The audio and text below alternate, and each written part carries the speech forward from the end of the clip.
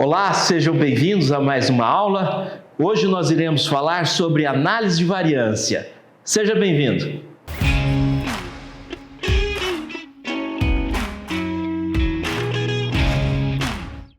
Como de praxe, a gente começa falando sobre quando utilizar a análise de variância ou, como é popularmente dito, a ANOVA.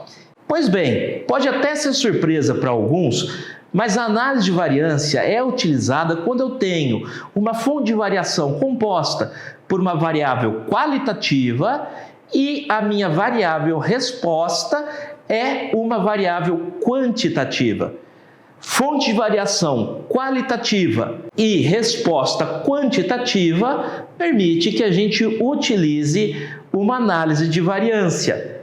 Mas aí vem a pergunta. Na nossa última aula, nós vimos o teste T e nós também pudemos aprender que na utilização do teste T, eu tenho uma fonte de variação que é qualitativa com uma resposta que também é quantitativa. E aí é natural nós nos questionarmos o porquê de existirem dois testes. A grande diferença do teste T para análise de variância é que, enquanto no teste T eu sempre vou comparar as médias de duas em duas, na análise de variância eu tenho a opção de comparar 3 ou mais médias ao mesmo tempo. Não só isso, mas eu também posso aplicar a análise de variância nas situações onde eu tenho mais do que uma fonte de variação, podendo inclusive trabalhar com interações que possam existir entre essas fontes de variação. Ficou um pouco complicado? Veja só, um exemplo bem simples. Eu posso trabalhar com diferentes níveis de zinco e diferentes níveis de fósforo na dieta de ruminantes. Se eu quiser fazer um experimento nesse sentido, eu tenho um tratamento que é o zinco, tenho outro tratamento que é o fósforo. Ou seja, cada um desses minerais irá compor uma fonte de variação.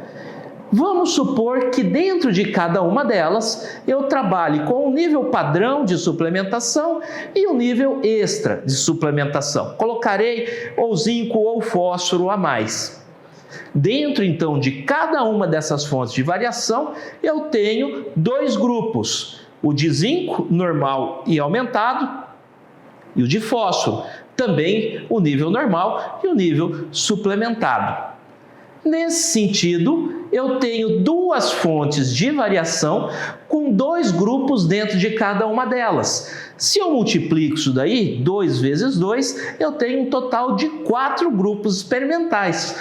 Quer ver só? Eu tenho o zinco normal com fósforo normal, tenho o zinco normal com fósforo aumentado, eu tenho o zinco aumentado com fósforo normal e tenho o zinco aumentado com fósforo aumentado também, ou seja, 4 grupos.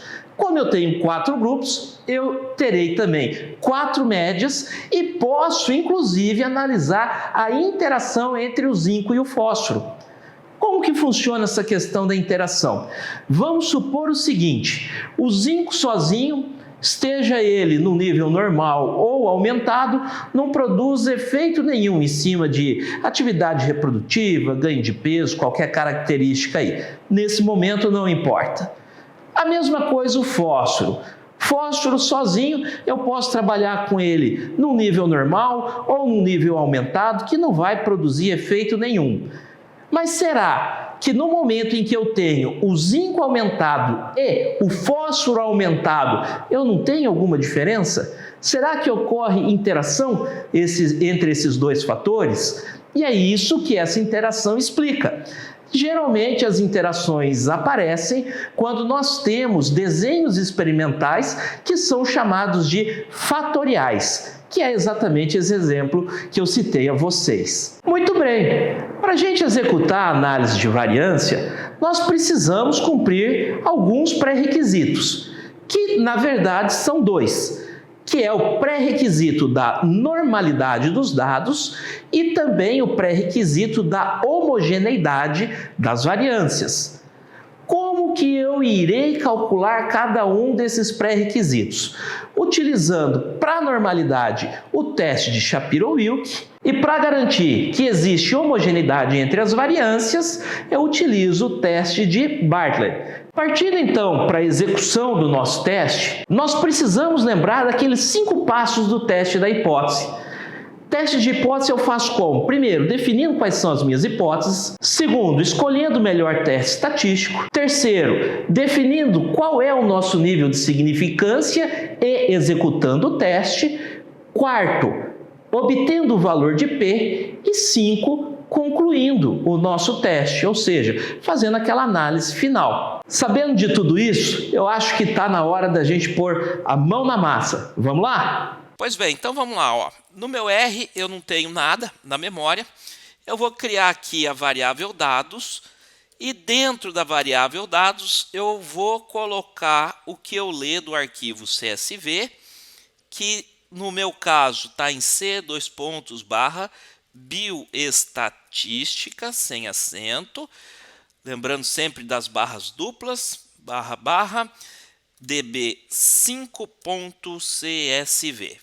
Fecho aspas duplas, header igual T maiúsculo, verdadeiro, separador é ponto e vírgula e o decimal por vírgula. Ok, vamos ver aqui, ó, dados, ele importou. Se eu peço para ver quais são as colunas que eu tenho dentro da variável dados, então coloco aqui names, dados, eu tenho aqui animal, idade, sexo e albumina. Para essa análise, eu vou utilizar a albumina como uma resposta e como fonte de variação, eu vou utilizar tanto a idade quanto o sexo. Como eu tenho mais do que uma fonte de variação, pode ser que eu encontre interação entre elas. No entanto, eu não tenho a interação propriamente dita como se fosse uma coluna ou ainda como se fosse uma variável aqui dentro. Então, antes da gente começar, inclusive, a analisar os pressupostos, é importante que a gente crie essa coluna chamada interação. Para isso, a melhor forma é utilizando o Excel. Vamos lá para o Excel? Então, vejam só, eu abri o meu arquivo CSV direto aqui no Excel. Ele sempre vai avisar aqui que existe uma possível perda de dados, até porque, como nós vimos anteriormente, o arquivo CSV é um arquivo de texto plano. Ele não tem informação nenhuma acerca de planilhas do Excel e nada disso. Pode ignorar esse aviso, tá? Não tem problema nenhum. E o que a gente vai fazer? Entre aqui sexo e albumina, eu vou teclar Ctrl+, e vou incluir uma coluna inteira, tá? Eu vou inserir uma coluna inteira. Clico em OK, inserir uma coluna inteira. A essa coluna nova eu dou o nome de interação, sem acento e sem o cedilha. E agora eu preciso colocar uma fórmula aqui dentro. Essa fórmula ela vai gerar para a gente um número de um grupo. O que a gente vai fazer é criar um número de um grupo aqui. Se vocês observarem, aqui em idade eu tenho 2 grupos, ok? Grupo 1 e grupo 2. Grupo 1, animais jovens, grupo 2, animais adultos. E também aqui para sexo eu tenho 1 e 2, onde 1 são animais do sexo masculino e 2 animais do sexo feminino. Eu tenho aqui um esquema fatorial, 2 por 2, ok? 2 grupos para idade, 2 grupos para sexo, totalizando ao fim 4 grupos experimentais. Como que eu vou gerar esses 4 grupos experimentais? Eu venho aqui na primeira célula, vou digitar igual, pedindo para o Excel calcular para mim, abro parênteses 2 vezes, clico primeiro aqui em cima da variável sexo, tá? Do primeiro valor, sempre respeitando a mesma linha, ok? Então, cliquei em cima da variável sexo, coloco aqui -1, fecho uma vez o parênteses, multiplico e agora eu vou usar uma função embutida do Excel que é maior. Então eu vou usar a função maior, escrevo maior em letras maiúsculas, ok? abro parênteses, e aí ele me pergunta aqui, ó, eu preciso passar 2 parâmetros. A matriz, ou seja, o conjunto dos dados que contém aí os números que eu quero procurar, e o valor k, que é a posição do maior número, ok? Então vamos lá, para ficar mais fácil aqui.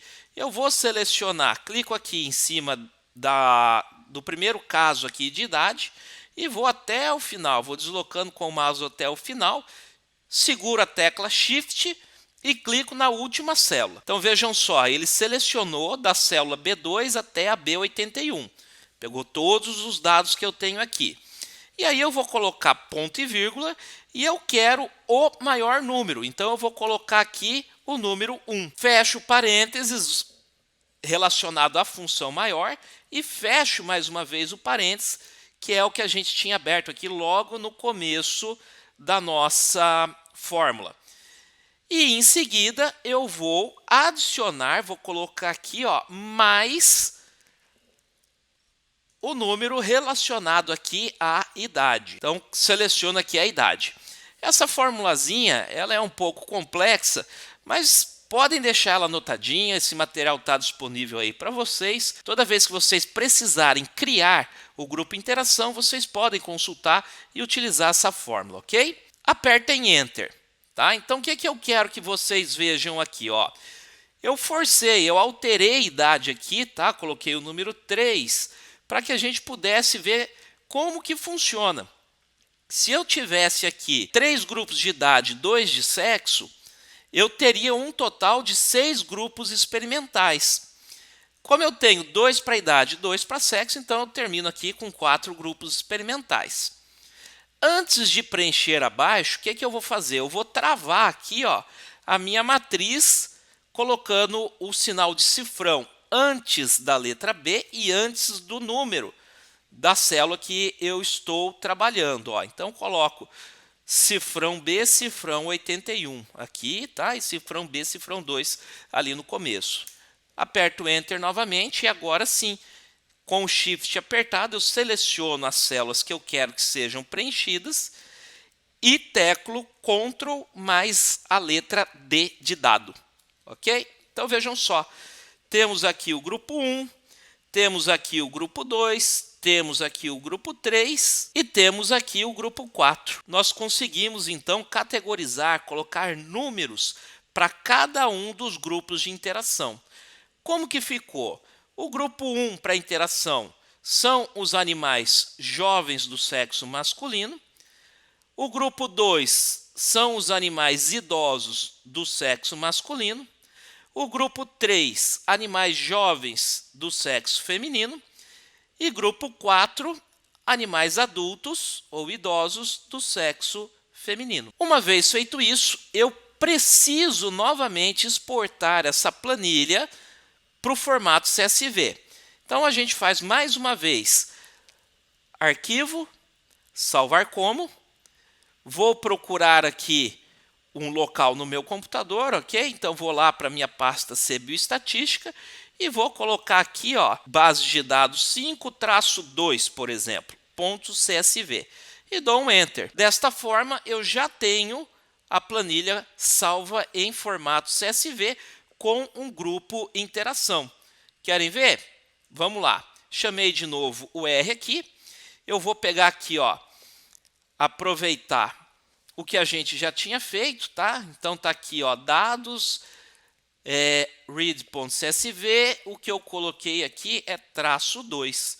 Dou um Enter. E quando eu peço para listar o que tem, quais são as colunas, já direto aqui, ó, o que a gente tem dentro de variável dados, eu vejo que abriu uma coluna a mais chamada interação. Dá para fazer isso direto pelo R? Dá, só que é mais complicado ainda do que fazer pelo Excel. Então tá, listando aqui os dados, eu vejo que eles foram importados corretamente, né? O que eu preciso fazer agora é falar para o R quais campos, quais dessas variáveis são qualitativas. Quando eu olho para esse conjunto de dados, eu vejo que idade é uma variável qualitativa, sexo é uma variável qualitativa, interação é uma variável qualitativa também. Apenas albumina é uma variável quantitativa. Para passar essas 3 variáveis aqui para variáveis qualitativas e fazer o R entender que o 2 aqui não é um valor, mas é um grupo, eu preciso, então, usar a conversão para fator. E faço isso usando aqui dados, cifrão, idade, e dentro, como se eu estivesse jogando para dentro dessa variável mesmo, eu faço a conversão para fator de dados, cifrão, idade, ok? Então tá lá. Se eu perguntar aqui, ó, se essa variável é um fator, dados, idade, eu vou ter a resposta que sim. A segunda variável que eu preciso fazer essa conversão é para a variável sexo. Vamos ver primeiro se a variável sexo já está como fator? Então eu pergunto, ó, is.factor e passo aqui dados, sexo. Fecho parênteses, ok, eu vejo que não é, ou seja, o R está interpretando os valores de sexo como se fossem números mesmo, não como se fossem grupos. Para converter isso daí, mesma coisa, dados, sexo, flechinha aqui apontando para dados, cifrão, sexo, tá? Factor, dados, sexo, ok? Dou um Enter aqui e agora eu pergunto, isFactor, dado sexo, e aí eu vejo que ocorreu a conversão. E para o último parâmetro, nós vamos lá, ó, dados, interação, também a flechinha, factor, dados, interação, ok? Vamos verificar se é fator, dados, interação, ok, é fator. Perfeito? É muito importante a gente sempre se lembrar de fazer esse tipo de conversão para evitar problemas na hora de fazer a nossa análise de variância. Em algumas situações, quando a gente esquece de fazer isso e roda a análise de variância, o próprio teste ele exibe na tela um erro, uma mensagem de erro, que diz respeito justamente à falta de grupos. E como que está faltando grupo? Nós esquecemos aqui, ó, de fazer a conversão desses valores, perfeito? Então fica a dica aí, não se esqueça. Uma vez definido quais são os nossos grupos, a gente segue então para o cálculo dos pressupostos. Se vocês lembrarem, a gente ainda comentou ainda há pouco, que a gente precisa atender aos pressupostos de normalidade e de homogeneidade das variâncias. Para fazer o teste de normalidade, nós utilizamos o teste de Shapiro-Wilk. Esse teste pode ser feito de uma forma bastante fácil através da função Shapiro.test, passando quem como parâmetro desta função? Passando a nossa variável resposta, que a gente está utilizando aqui, dados, cifrão, albumina. Olha lá.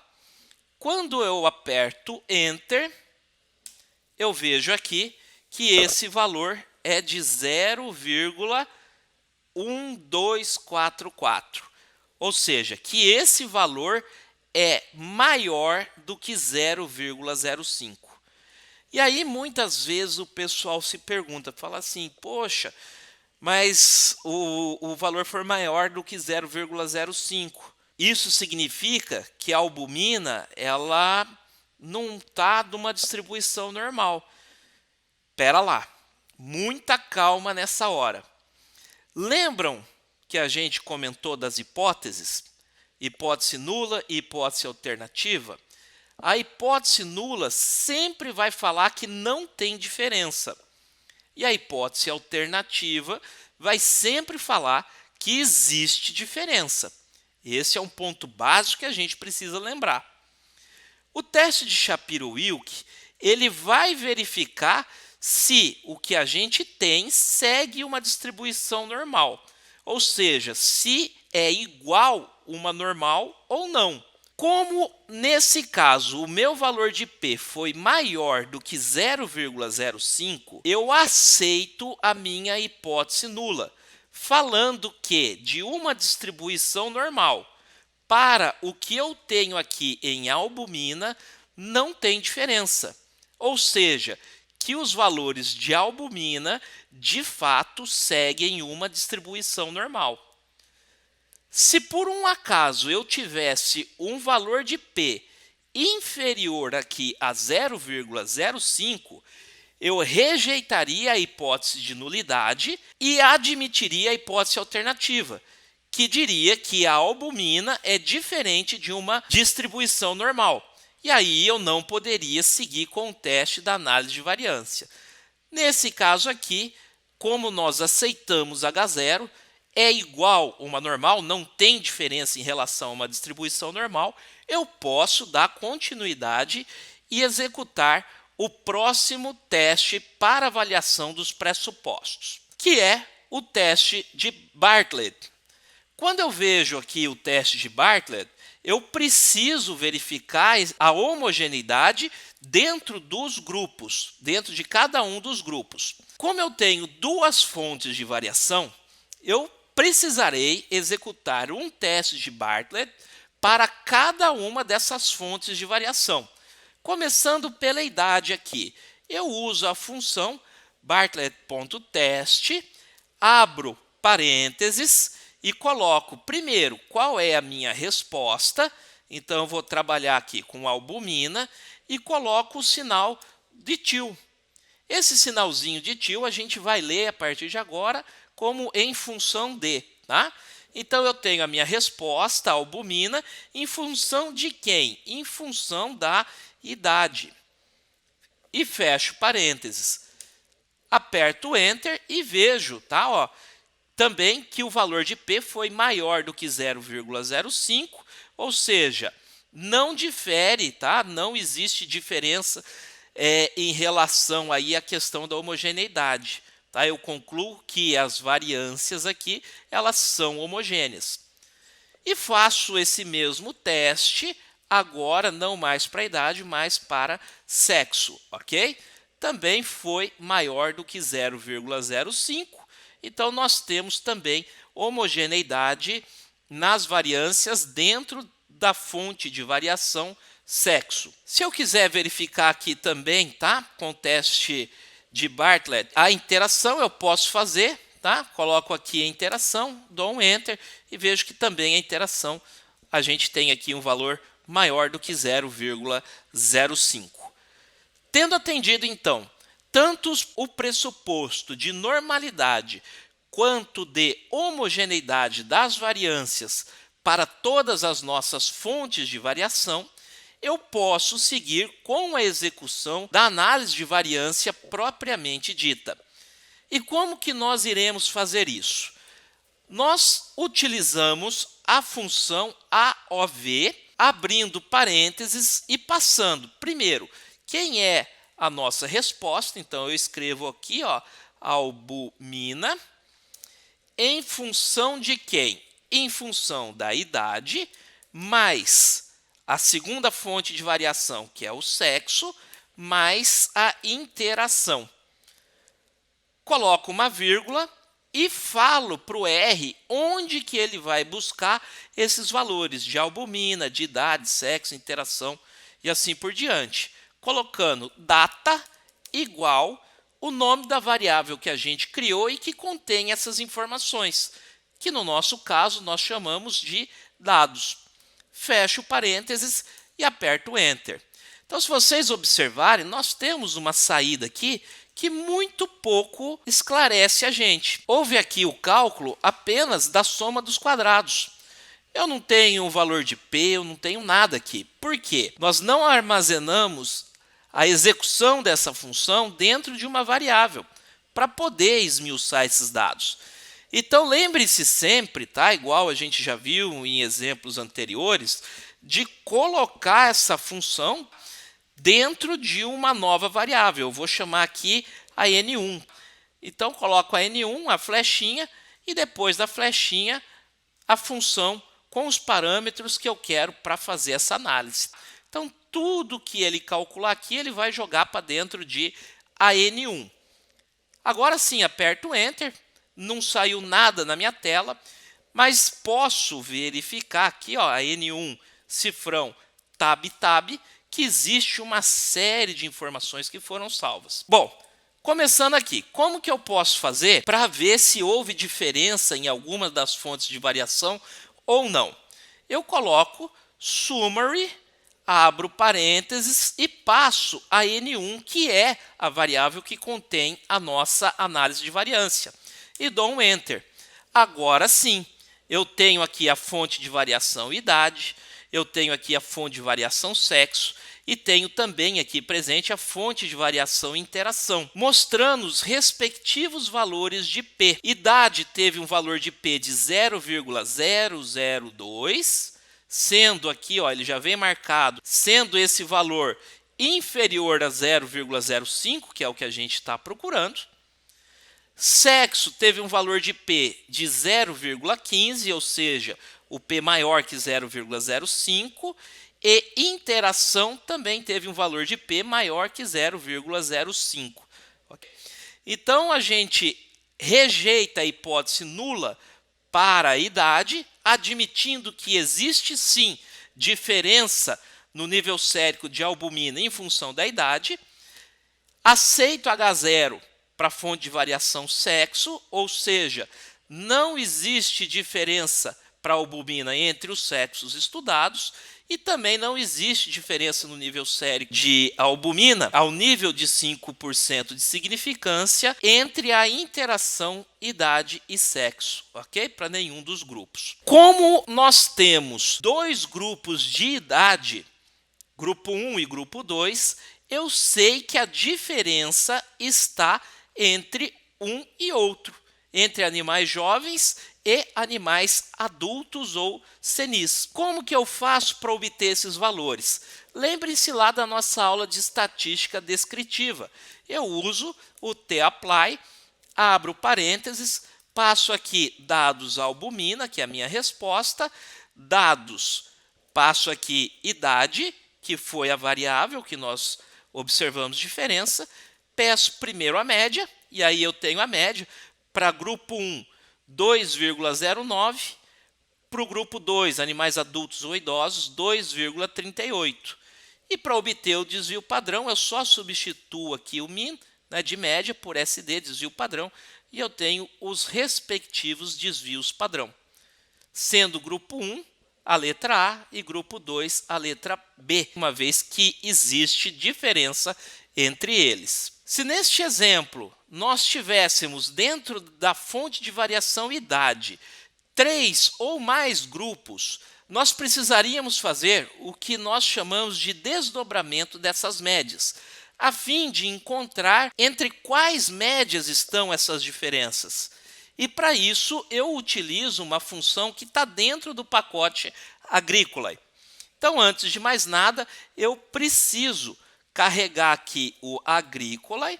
Estou carregando ele, carreguei. E aí eu vou utilizar o HSD, vejam bem, HSD escrito com letras maiúsculas, ponto teste. E vou passar quem aqui como parâmetro? A minha análise que eu realizei, vírgula, coloco entre aspas duplas a variável ou a fonte de variação que foi significativa, que no nosso caso foi idade, fecho aspas duplas e peço para ele soltar essa informação na tela. De que forma? Colocando aqui, ó, console igual T maiúsculo e fecho parênteses.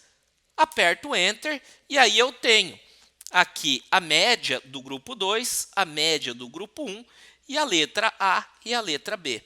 Se nós tivéssemos 3, 4, 5, 10 grupos aqui, as letras apareceriam da forma que nós temos que transpor para a nossa tabela no nosso artigo científico ou no nosso trabalho de conclusão. Lembrem-se que mesmo para aqueles fatores onde não foi verificado diferença, nós também precisamos fazer a análise descritiva para colocá-las na tabela. A única diferença é que quando não é significativo, a gente não coloca letra nenhuma. Nós vimos como produzir esses dados utilizando o tapply e vimos também como construir as tabelas na aula em que nós falamos sobre estatística descritiva.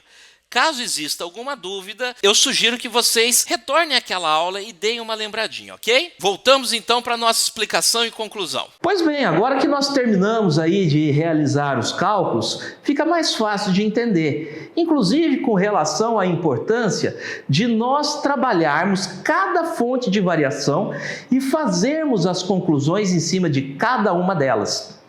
Como a gente viu, é bem possível, é comum, inclusive, a gente vê que existe diferença entre uma fonte de variação e que não existe nas demais. E também lembre-se que uma vez aparecendo diferença dentro de uma fonte de variação que possua 3 ou mais grupos dentro dela, nós precisamos fazer o desdobramento dessas médias com o teste T de Tukey, ok? Nesse caso, a gente termina de fazer o teste, eu produzo os dados da estatística descritiva, transponho os valores de P e as letras que indicam onde estão as diferenças para elaborar a nossa tabela e concluir aí a elaboração do nosso artigo, da nossa monografia ou ainda do nosso trabalho final de conclusão de curso ou da residência.